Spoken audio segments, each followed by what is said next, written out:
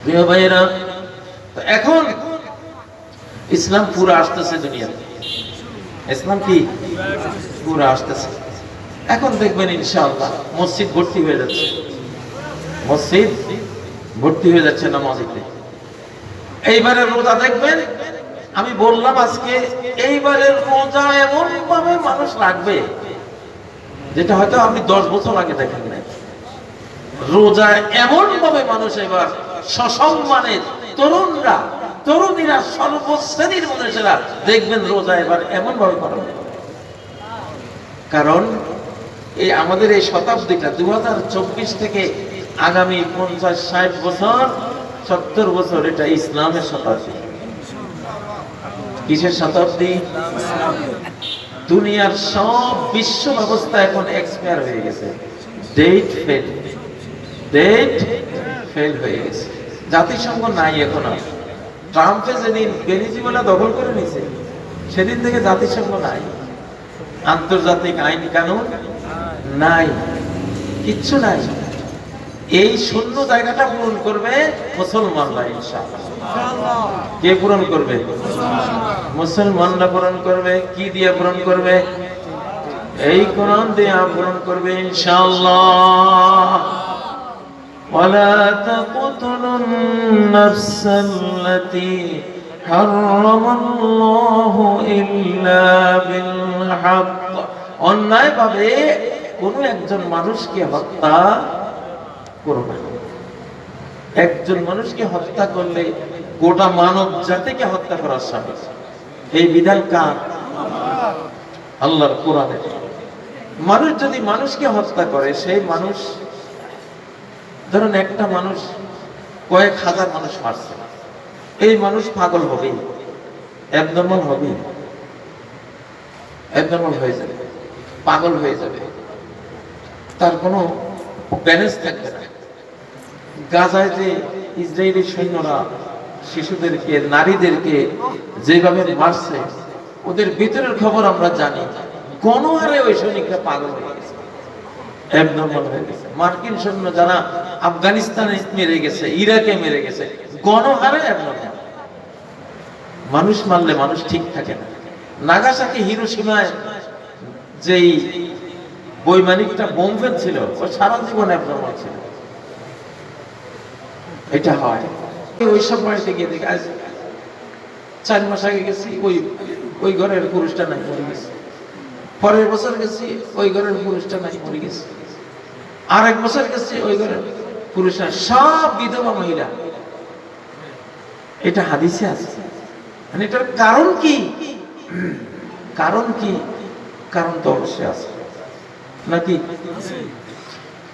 Negative positive তার দুখান যদি ওদের বোরকা খুলে লাগাই দেন, নেগেটিভ তারে তো একখান প্লাস্টিকের বোরকা আছে, ধরেন এটা বোরকা, এই যে তারগুলি আছে না, কারেন্টের তারগুলির উপরে কভার আছে কিনা, এই কভারটাই তো বোরকা মনে করেন। আপনি কভার খুলে ফেললে দুইটা তার লাগাইলে কি হবে? শর্ট করবে, স্পার্কিং করে দুইও তার জ্বলে যাবে, এইটাও জ্বলবো, ওইটাও জ্বলবো। তবে শক্তি যেটার মধ্যে বেশি, ওইটা বেশি জ্বলবে। এটা আল্লাহ মালুম, আল্লাহ জানে। আমার গবেষণা আমি হাদিস থেকে মিলাই দেখছি, ওয়ালা ফাশাজ জিনা ফি কওমিন ইল্লা ফাশা ফীহিমুল মাউত। কোন পুরুষ সমাজ যদি তাদের মেয়েদেরকে পবিত্র না রাখে, সেই পুরুষ সমাজে মৃত্যু মহামারী রূপ নেবে, পুরুষগুলি মারা যাবে। মেয়েদেরকে দেখে রিয়্যাক্ট করে তো পুরুষরাই বেশি, ঠিক না? রিয়্যাক্ট করে নারীরা না, ওরা স্থগিত থাকে। ছেলেরা রিয়্যাক্ট করতে করতে করতে ওর জীবন শেষ, মারা যায়।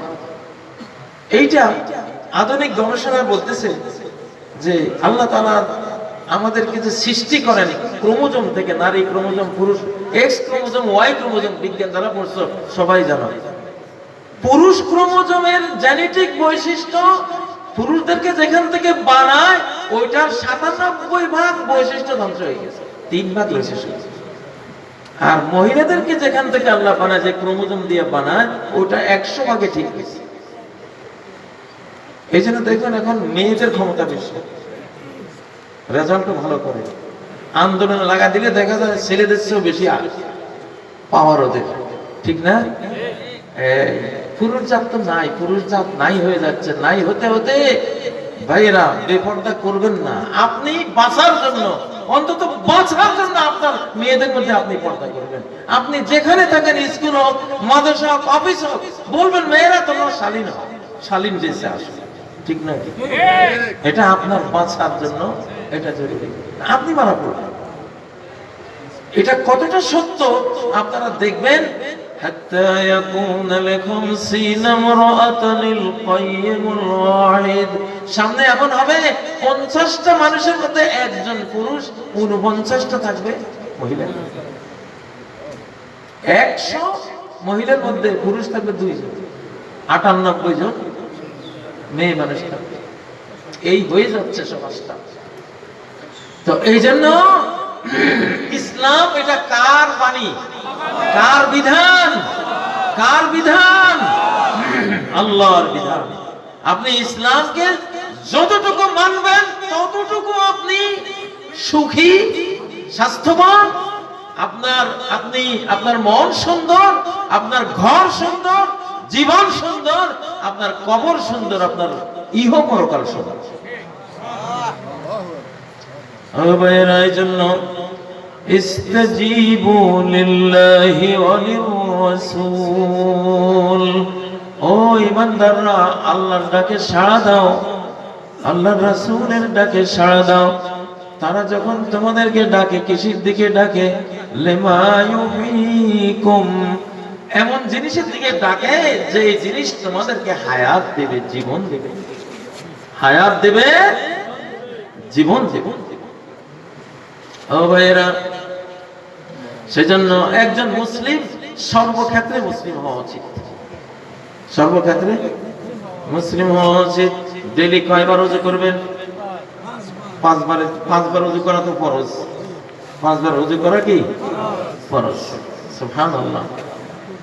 ওযু করলে ইন্না উম্মতি ইউদআউনা ইয়াওমাল কিয়ামাতি গুররান মুহাজ্জালিনা মিন আসারিল ওযু, কিয়ামতের দিন আমার উম্মতকে ডাকা হবে এমন অবস্থায় চেহারাগুলি আলোকিত, হাতগুলি আলোকিত, পাগুলি আলোকিত।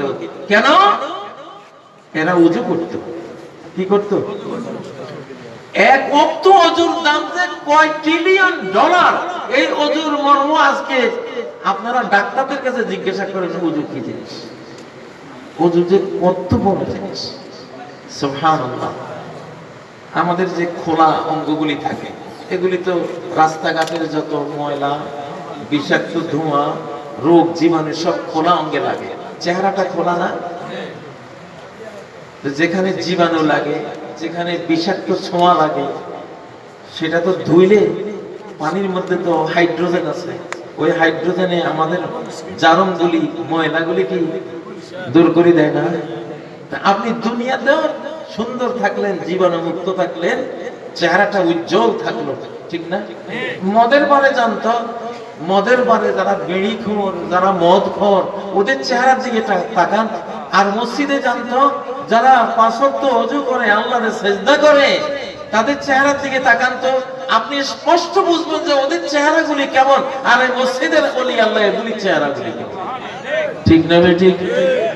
সীমাহুম ফি উজুহিহিম মিন আসারিস সুজুদ, তাদের চেহারার মধ্যে সব সময় একটা আলো, একটা আভা, একটা নূর দেখবা, যেহেতু তারা আল্লাহকে কি করে? সিজদা করে। এটার সৌন্দর্য তোমরা দেখবা তাদের চেহারার মধ্যে।